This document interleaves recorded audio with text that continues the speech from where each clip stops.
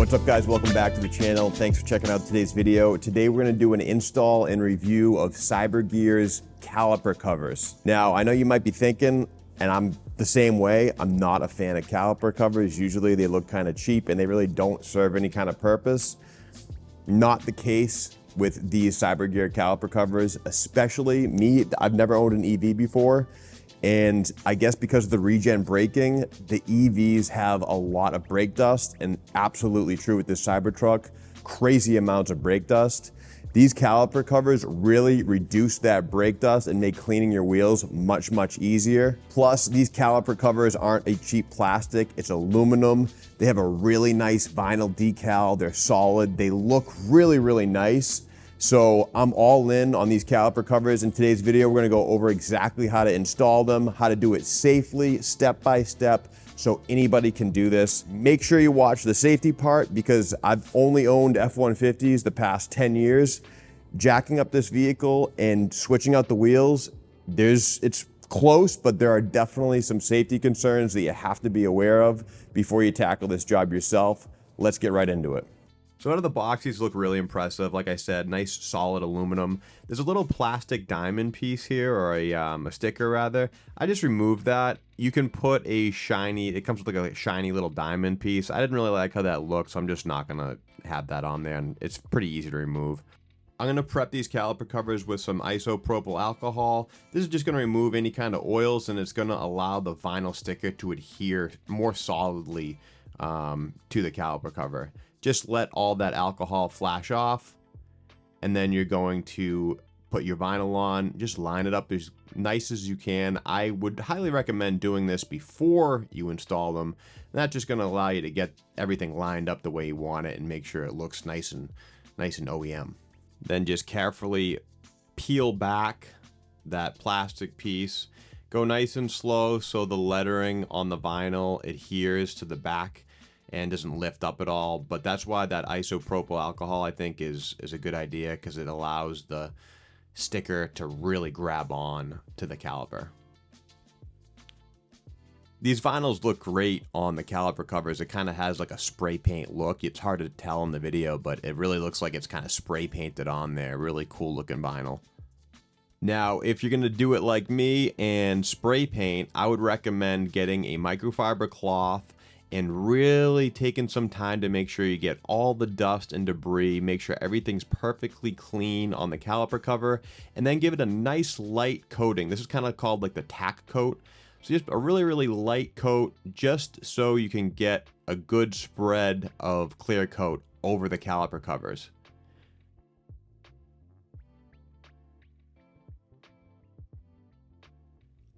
Wait 10 minutes.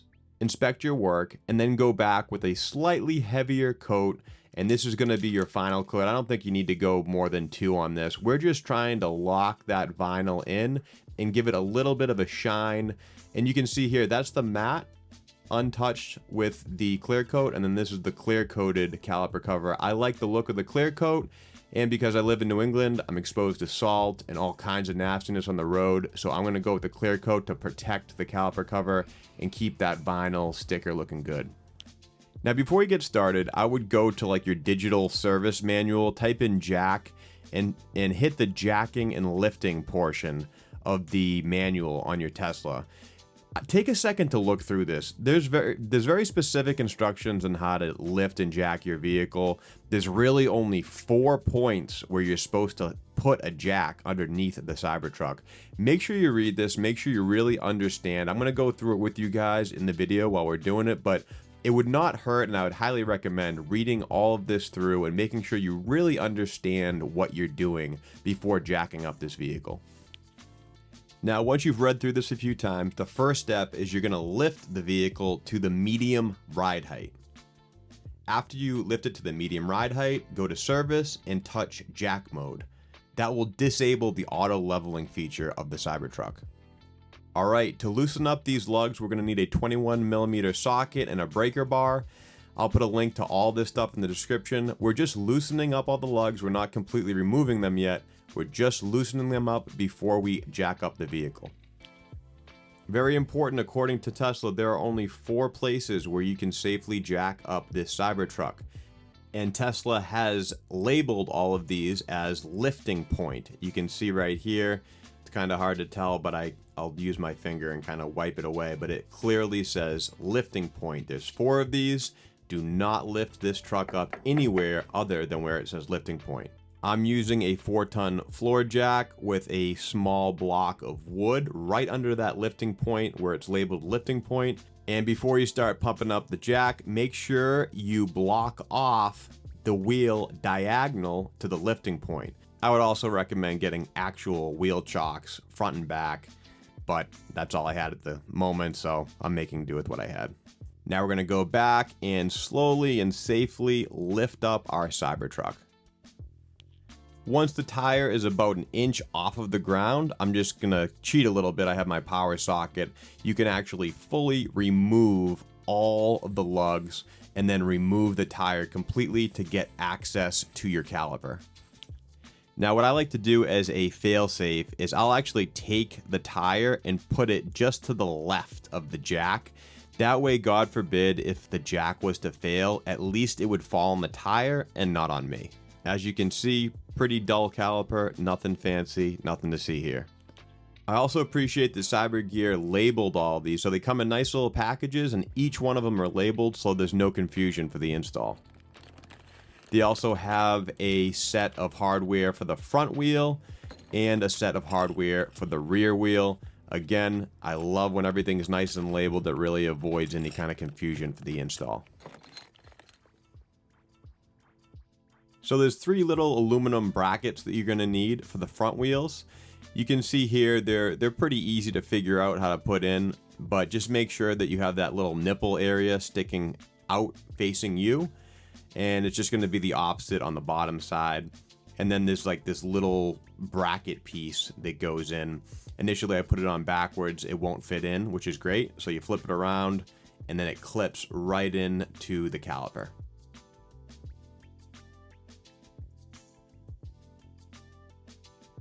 The front wheels are going to have 3 screws that you're going to need to use. So these longer screws are going to go top and bottom. And then that little screw is going to be on the side where that mounting bracket, that long mounting bracket that I had upside down initially goes. So just take the caliper cover. You may have to do one at a time for the top and bottom. I got lucky and everything stayed in place for me. Just do your best to line up the holes with where the screws go. Take your time and get all 3 screws fixed in. Like I said before, the long ones go top and bottom. That short little screw gets fastened to the back. You're also gonna have 2 little Allen keys. One is bigger than the other. The bigger Allen key is for the top and bottom screws, and the small little Allen key is for that side screw.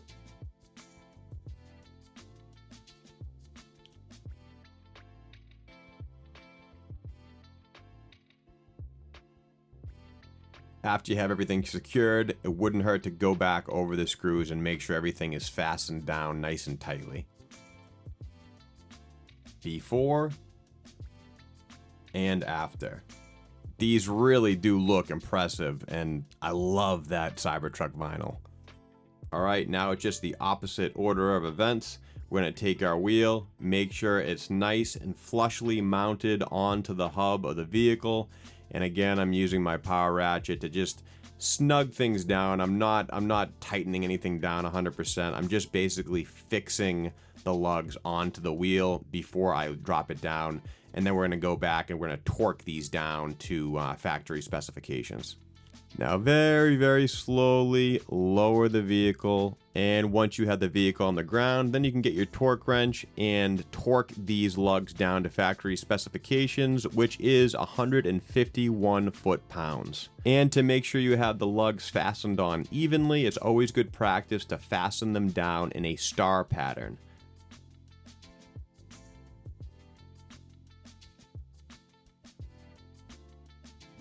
Alright, now moving on to the rear. As you can see, I live on the East Coast and there is just salt covering the bottom of my vehicle, which really sucks, but it is what it is. As you can see, that's my lift point underneath all the salt for the rear. Make sure you use the lift point. I can't emphasize that enough. Just for the sake of time, I'm skipping a few parts here, but I already broke the lugs loose with my breaker bar and my 21mm socket. I'm lifting up the vehicle, and I chalked off the opposite tire. As you can see on the bottom right-hand corner of the screen, you can see that 2x4. Safely remove the wheel. Again, I'd put the wheel underneath the car just as an extra precautionary measure. And that is going to be our rear brake caliper. As you can see, not very attractive, kind of ugly. The mounting hardware for the rear caliper covers are slightly different. They're a little more bulbous, I guess, a little more blocky. But you can see here, just match what I'm doing here. Again, the nipple side on both of these brackets should be facing you. And there's only two pieces. We don't have that side piece like the front ones. So then you're going to take your caliper cover, slide it over, make sure the holes line up. And you're going to use the two longer screws as seen in the front caliper. There's no short screw here, just two long ones. Tighten them down nice and firm. Make sure everything's lined up the way you need it. And that's pretty much it.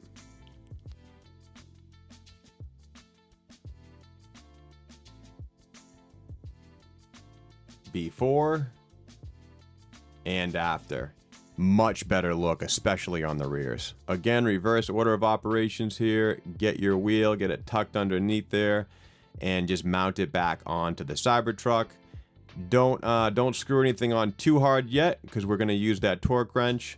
Slowly drop the Cybertruck down, nice and slow and safe.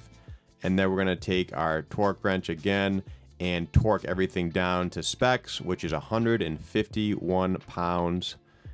Once we get it all mounted up, that is pretty much the end of our install. Just going to do the exact same thing on the other side. These look incredible. I love how these came out. I was kind of going for the more subtle look with the black and white lettering. With that being said, they do have a bunch of different colors that you guys can check out. I'll put a link in the description.